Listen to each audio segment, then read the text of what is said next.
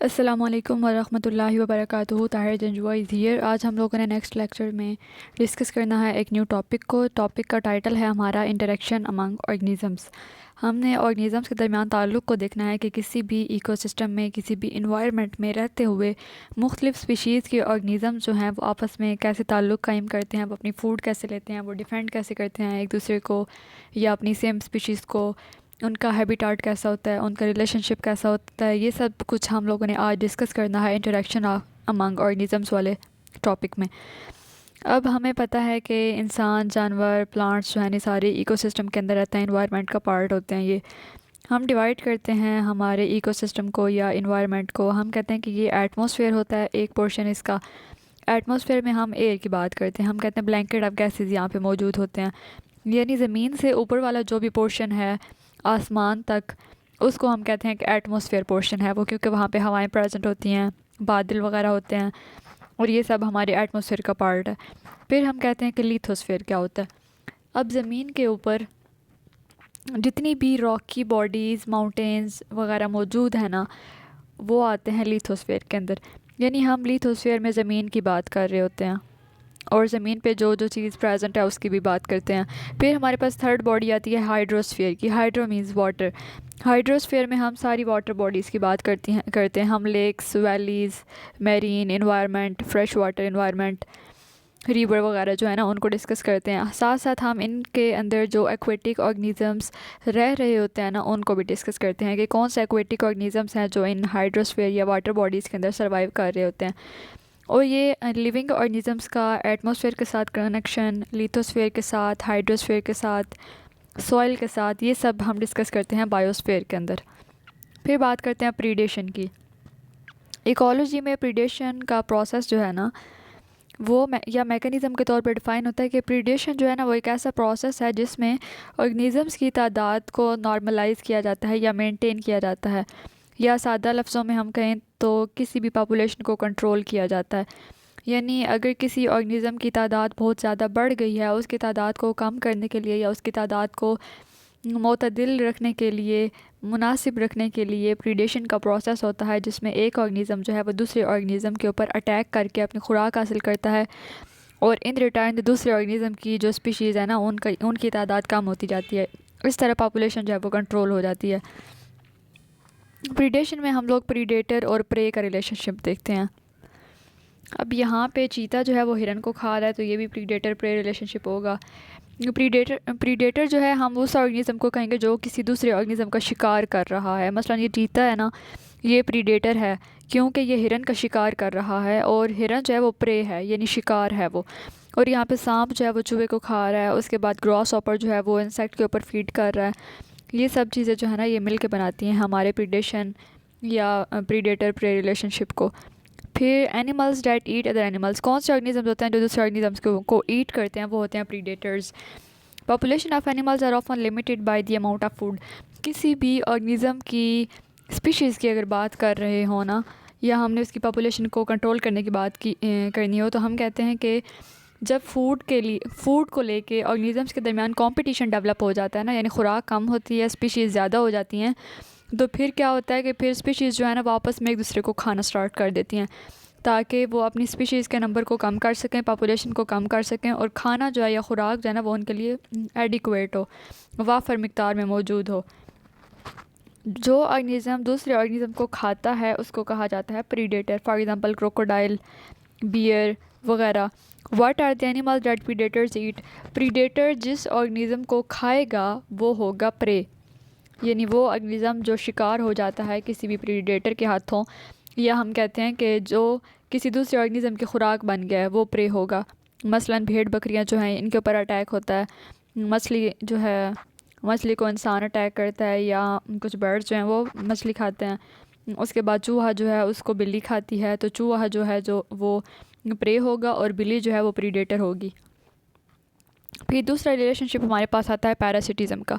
पैरासिटिज़म जो है ना वो एक सिम्बियोटिक रिलेशनशिप होता है। सिम्बियोटिक रिलेशनशिप हम उस ताल्लुक़ को कहते हैं जिसमें दो ऑर्गेनिज़म्स जो हैं वो आपस में ताल्लुक़ कायम करके रह रहे हों किसी भी जगह पे। अब वो फ़ायदा भी एक दूसरे को पहुंचा सकते हैं, नुकसान भी पहुंचा सकते हैं, और न्यूट्रल भी हो सकते हैं, यानी ना फ़ायदा पहुंचा रहे हैं ना नुकसान पहुंचा रहे हैं। In which one organism benefits while the other is harmed. लेकिन पैरासिटिज्म दो ऑर्गेनिजम्स के दरमियान वो ताल्लुक है जिसमें एक जानदार को फ़ायदा पहुंच रहा होता है और दूसरे जानदार को नुकसान पहुंच रहा होता है। For example tick and dog. अब हमने बात की ना कुत्ते की, अगर बात करें तो हम कहते हैं कि कुत्ते को ना कीड़ा लग गया है। आम ज़ुबान में यही अल्फाज इस्तेमाल किए जाते हैं। तो वो कीड़ा जो है ना वो टिक होती है और वो कुत्ते के ऊपर बुरा असर डाल रहा होता है, यानी कुत्ते को नुकसान पहुंचा रहा होता है, तो वो पैरासाइट होगा। Hookworms and humans. पेट में कीड़ों, इंसान के पेट में कीड़ों की बात हो रही होती है तो वो हुक वार्म्स होते हैं। हुक वार्म्स जो है वो इंसान के अंदर रहते हैं। जो खुराक इंसान ने डाइजेस्ट करनी होती है और उसके न्यूट्रिएंट्स मिलने होते हैं इंसान की बॉडी को, वो हुक वार्म को मिल रहे होते हैं। तो इन शॉर्ट हम कहते हैं कि हुक वार्म जो है वो इंसान को नुकसान पहुंचा रहा है। फिर एफिड्स एंड प्लांट्स, जो पौधों को कीड़े मकोड़े लगते हैं। Cuckoo in other birds nest. Cuckoo अगर दूसरे बर्ड के नेस्ट में चला गया तो दूसरे जो बर्ड होगा वो उसको खा लेगा। Barnacles and whales, leeches and humans. ये सारे जो एग्जांपल्स हैं ना ये पैरासिटिज्म की हैं। फिर हम बात करते हैं पैरासिटिज्म की टाइप्स की। पैरासाइट्स होते हैं ना वो दो टाइप्स के होते हैं, एक्टोपैरासाइट्स और एंडोपैरासाइट्स। एक्टोपैरासाइट्स वो पैरासाइट्स होते हैं जो किसी भी ऑर्गेनिज्म के सरफेस के ऊपर, उसकी बॉडी के ऊपर रह रहे होते हैं, उनको एक्टोपैरासाइट कहा जाता है। फॉर एग्जांपल फ्ली, ये होस्ट की बॉडी के ऊपर रहती है, बॉडी के अंदर एंटर नहीं होती है। और फ्ली के अलावा हम बात करते हैं टिक्स की, लाइस की, लैम्प्रेस की, लैम्प्रे फ़िश का नाम है, लीचीज़ की और मॉस्क्यूटोज़ की। मॉस्क्यूटोज़ की एग्जांपल कॉमन है यहाँ पे।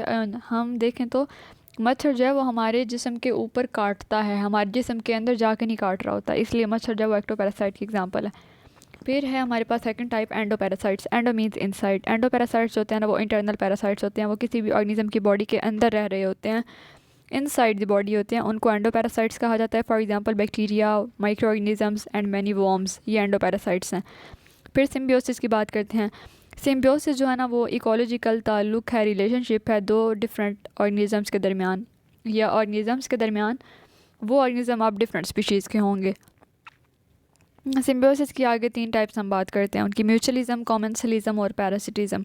म्यूचुअलिज्म में हम बात करते हैं कि दो ऑर्गेनिजम्स हैं, वो दोनों एक दूसरे को फ़ायदा पहुंचा रहे हैं। मसलन humans and gut bacteria. Human beings के स्टमक के अंदर, उनकी गट के अंदर बैक्टीरिया होते हैं जो फूड की डाइजेशन में हेल्प कर रहे होते हैं, तो ये म्यूचुअलिज्म की एग्जांपल हो गई। उसके बाद कॉमेंसलिज्म। कॉमेंसलिज्म में इस रिलेशनशिप पे ना एक ऑर्गेनिज्म दूसरे ऑर्गेनिज्म को फ़ायदा पहुंचा रहा होता है, यानी फ़ायदा पहुंच रहा होता है। एक ऑर्गेनिज्म जो है ना उसको फ़ायदा पहुंच रहा होता है, दूसरे को ना फ़ायदा पहुंच रहा होता है ना नुकसान पहुंच रहा होता है। For example cattle, एग्रेट and cattle. Cattle का जो आपस में रिलेशनशिप होगा, जैसे यहाँ पे गाय की एग्जांपल दें, गाय जो है वो दूध देती है, तो गाय का दूध जो है वो इंसान इस्तेमाल करता है, इंसान को फ़ायदा हो रहा है, लेकिन गाय को फ़ायदा भी नहीं हो रहा, नुकसान भी नहीं हो रहा। यानी एक नेचुरली अकरिंग प्रोसेस है कि उसने दूध देना है और इंसान ने उसके दूध को इस्तेमाल करना है। तो ये हमारा रिलेशनशिप होगा कॉमेंसलिज्म। उसके बाद पैरासिटिज्म। पैरासिटिज्म में एक ऑर्गेनिज्म को फ़ायदा हो रहा होता है, दूसरे को नुकसान हो रहा होता है। For example ticks and dogs, we have already discussed this topic. फिर सिम्बियोटिक रिलेशनशिप में म्यूचुअलिज्म में दोनों ऑर्गेनिजम्स को फ़ायदा हो रहा होता है। कॉमेंसलिज्म में एक ऑर्गेनिज्म को फ़ायदा हो रहा होता है, दूसरे को ना फ़ायदा होता है ना नुकसान होता है। पैरासिटिज्म में एक ऑर्गेनिज्म दूसरे ऑर्गेनिज्म के ऊपर रह रहा होता है या उसकी बॉडी के अंदर रह रहा होता है, लेकिन बदले में उससे खुराक और मस्कन ले रहा होता है और उसको नुकसान भी पहुंचा रहा होता है। कंपटीशन में ऑर्गेनिजम्स के दरमियान मुकाबला पैदा हो जाता है, यानी अगर खुराक ज़्यादा है, खुराक कम है, ऑर्गेनिजम्स ज़्यादा हैं, तो ऑर्गेनिज्म जो है ना वो आपस में कॉम्पीट करेंगे, उनकी लड़ाई हो जाएगी फूड को लेके और वो एक दूसरे को ही खाना स्टार्ट कर देंगे। उसके बाद प्रीडेशन। प्रीडेशन में प्रीडेटर और प्रे का रिलेशनशिप देखा जाता है, यानी एक ऑर्गेनिज्म जो है वो दूसरे ऑर्गेनिज्म का शिकार कर रहा है और ये पॉपुलेशन को कंट्रोल करने के लिए किया जाता है। उसके बाद लाइकन्स को डिस्कस करते हैं। लाइकन्स जो है ना ये भी एक सिम्बियोटिक रिलेशनशिप की एग्जांपल है, या हम कहते हैं कि एक सिम्बियोटिक रिलेशनशिप का नाम है लाइकन, जिसमें फंजाई जो है ना वो एल्गी के साथ या सियानोबैक्टीरिया के साथ, या साइनोबैक्टीरिया भी आप कह सकते हैं इसको, फंजाई जो है वो एल्गी के साथ या साइनोबैक्टीरिया के साथ ताल्लुक़ कायम कर रही होती है और इन रिटर्न एक दूसरे को फूड पहुंचा रहे होते हैं, न्यूट्रिएंट्स का ट्रांसफ़र हो रहा होता है, तो ये भी एक सिम्बियोटिक रिलेशनशिप है। लाइकन में हम बात करते हैं फ्रूटिकोज़ की, ये एक श्रब होती है। क्रुस्टोज, ये क्रस्ट होता है। फोलियोज, लीव्स लाइक होते हैं। लेप्रोज पाउडर की तरह होता है और जिलेटिनस जो है वो जेली की तरह होता है। ये सब लाइकन्स की फॉर्म्स है। उसके बाद माइक्रोराइज़ा की बात करते हैं। माइक्रोराइज़ा जो है ना इसकी टर्म सबसे पहले यूज़ की थी ए बी फ्रैंक ने 1885 में, और जो माइक्रोराइज़ा का वर्ड है ना वो ग्रीक माइकोज से निकला है, जिसका मतलब है फंगस, और राइज़ा, राइज़ा का मतलब होता है रूट। यानी फंगस की रूट्स की बात हो रही है। माइकोराइजा या symbiotic mutualistic relationship, symbiotic relationship भी है लेकिन म्यूचुअलिस्टिक है, जिसमें दोनों को फ़ायदा पहुंच रहा होता है। और स्पेशल सॉइल की फंजाई के दरमियान और प्लांट की रूट्स के दरमियान ये ताल्लुक है, जिसमें फंजाई जो है ना, fungus not the root but form from these two partners. हम कहते हैं कि माइकोराइज़ा क्या होता है। माइकोराइज़ा जो है वो एक स्ट्रक्चर का नाम है जो प्लांट की रूट्स और फंजाई मिल के बनाते हैं, उस स्ट्रक्चर को कहा जाता है माइकोराइज़ा। और ये म्यूचुअलिस्टिक होता है रिलेशनशिप के, जो दोनों ऑर्गेनिजम्स हैं ना वो एक दूसरे को फ़ायदा पहुंचा रहे हैं, यानी फंजाई और प्लांट की रूट्स जो है ना वो एक दूसरे को फ़ायदा पहुंचा रही होती हैं, फूड का ट्रांसफ़र कर रही होती हैं। फंजाई जो है ना वो ग्लूकोज या शुगर ले रही होती है जो उसकी ग्रोथ के लिए ज़रूरी होता है। उसके बाद न्यूट्रिएंट्स अब्जॉर्प्शन हो रही होती है। और फंजाई जो है ना वो प्लांट की रूट के हेयर जो होते हैं ना उनके दरमियान प्रेजेंट होती है, और इसको एक्सटेंशन ऑफ रूट सिस्टम भी कहा जाता है। माइकोराइज़ा जो है ना उसको एक्सटेंशन ऑफ रूट सिस्टम भी कहा जाता है। इसकी फ़िज़िकल अपीयरेंस ही ऐसी होती है। अब यहाँ पे हम रिलेशनशिप को देख लेते हैं। एक साइड पे माइकोराइज़ल फंजाई हमारे पास उगी हुई है और साथ हमारे पास ट्री है। ट्री की रूट्स जो हैं वो और फंजाई की रूट्स जो है ना ये दोनों आपस में रिलेशनशिप कायम कर रही हैं। फंजाई जो है वो प्लांट को दे रही है मिनरल्स बना के, और प्लांट जो है ना वो सनलाइट को एब्जॉर्ब करके फोटोसिंथेसिस के प्रोसेस से कार्बोहाइड्रेट्स जो है वो या शुगर जो है वो माइकोराइज़ल फंजाई को दे रहा है, और फंजाई जो है ना वो मिनरल्स को रिटर्न कर रही है दोबारा प्लांट्स को। इस रिलेशनशिप को कहते हैं म्यूचुअलिस्टिक रिलेशनशिप, जो बना हुआ है माइकोराइज़ा के साथ। लेग्यूम्स की बात करते हैं। लेग्यूम्स क्या होते हैं? लेग्यूम्स हम कहते हैं कि फलियों वाले हमारे पौधे हो गए, उनको कहा जाता है लेग्यूम्स। ये फैमिली पेपिलियोनेसी से भी बिलोंग करते हैं, जिसका दूसरा नाम फेबेसी है। और इसमें हमारे पास ये मटर, फलियाँ, लोबिया, बीन्स वगैरह जो है ना ये आ जाते हैं। उसके बाद हम बात करते हैं ग्रेजिंग की। ये भी सेपरेट टॉपिक है हमारे पास। ग्रेजिंग का मतलब होता है जानवर चर रहे हैं किसी भी जगह पे। जानवर में फिर हमारे पास कैटल आ जाएंगे, मवेशी जो हैं वो चर रहे हैं किसी भी जगह पे। ग्रेजिंग ऐसा प्रोसेस है जिसमें जानदार जो हैं वो प्लांट्स से अपनी खुराक लेते हैं, फिर एनर्जी भी हासिल करते हैं और उन न्यूट्रिएंट्स को इस्तेमाल करते हैं अपनी ग्रोथ के लिए और अपनी बका के लिए। इस प्रोसेस को कहा जाता है ग्रेजिंग। ये एक इकोलॉजिकल प्रोसेस है, एनवायरनमेंट के अंदर रहते हुए होता है, जिसमें एनर्जी को कैप्चर किया जाता है और स्टोर किया जाता है प्राइमरी प्रोड्यूसर्स को इस्तेमाल करते हुए, यानी ग्रीन प्लांट्स को इस्तेमाल करते हुए, और फिर प्राइमरी कंज्यूमर्स तक इसको ट्रांसफ़र किया जाता है। ग्रेजिंग है क्या, ये देख लेते हैं। ये एक एग्रीकल्चर प्रोसेस होता है, यानी कि ज़राअत में भी हेल्प कर रहा होता है, जिसमें ग्रेजर्स वो ऑर्गेनिजम्स होंगे जो चर रहे हैं, या वो कैटल हम कह सकते हैं। Their by product are often used by humans. इनके बाय प्रोडक्ट जो है ना वो इंसान यूज़ कर रहे होते हैं फूड स्टफ़ के लिए या कंफर्ट के लिए।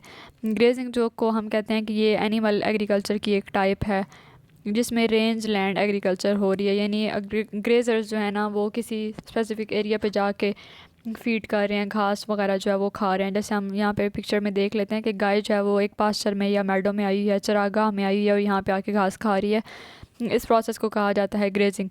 फिर हम देखते हैं कि अगर ग्रेजिंग बहुत ज़्यादा हो जाए तो क्या होता है। ओवर ग्रेजिंग अगर होगी तो सॉइल के ऊपर इफ़ेक्ट होगा। सॉइल के ऊपर कैसे इफ़ेक्ट होगा कि सॉइल की टॉप लेयर जो है वो उखड़ जाएगी जानवरों की हूव्स की वजह से। उसके बाद सॉइल ड्रेनेज हो जाएगी, ज़मीन की साख्त ख़राब होगी, ऑर्गेनिक मैटर जो है वो डिस्टर्ब हो जाएगा। लैंड जो एग्रीकल्चर के लिए पहले इस्तेमाल होता था वो एग्रीकल्चर के लायक नहीं रहेगा, वहाँ पे बैरन लैंड की फॉर्मेशन स्टार्ट हो जाएगी। पॉपुलेशन ग्रोथ रेट इफ़ेक्ट होगा। और पॉलिसी इम्प्लीमेंटेशन, यानी पॉलिसी इम्प्लीमेंटेशन में ये है कि गवर्नमेंट को कुछ स्पेसिफाइड एरियाज़ या फार्मर्स को या ये ज़मींदार लोगों को ख़ुद ही सेंस होनी चाहिए कि उस जगह पे जाके ग्रेजिंग करवाएं अपने कैटल को, जहाँ पे ज़राअत वगैरह का काम नहीं हो रहा, जहाँ पे फसलें नहीं उगाई जाती। वरना अगर ऐसे हो कि ग्रेजर्स जो हैं वो किसी ज़रख़ीज़ ज़मीन में दाखिल हो जाएं या एरिया में दाखिल हो जाएं जहाँ पे काश्तकारी बहुत अच्छी तरह हो सकती है, तो वो ज़मीन को बंजर कर देंगे, तो वो काश्तकारी के लायक नहीं रहेगी। फिर हमें पता है कि प्लांट्स या ट्रीज़ वगैरह जो हैं वो हमारे क्लाइमेट को मेंटेन करने में बहुत ज़्यादा हेल्प करते हैं।